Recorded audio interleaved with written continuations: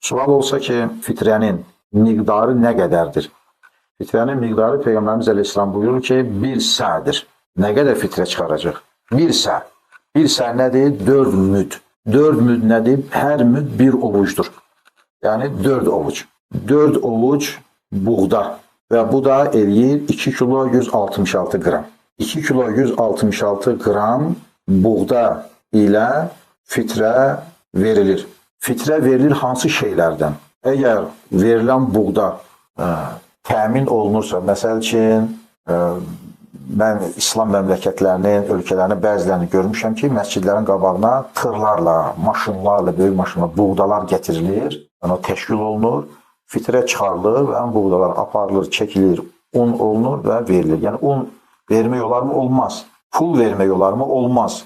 Peyğəmbər Əleyhisselam zamanında pul da var, dinar da var, dirhəm də var idi, amma deməyib ki, pul verə bilərsiniz. Bəs nədən verilir? Buğdadan, düyüdən, mərciməkdən, qarğıdalıdan, pendirdən, xurmadan, bunun kimi şeylərdən. Ətdən olar mı? Olmaz. Paltar olar mı? Geyim əşyaları olmaz. Bu şeylərdən olmalıdır. Heç sünnədə pul verən, yəni bir misal yoxdur. Və yaxud da heç bir hədislər Həzrət Rasulullahın zamanında geyim əşyaları verən yoxdur. Ət, qənd, çay kimi indik zamanımızda. Yəni bu şeylər icazə verilmir. Ancaq saymış olduğum şeylərdən fitrə verilir.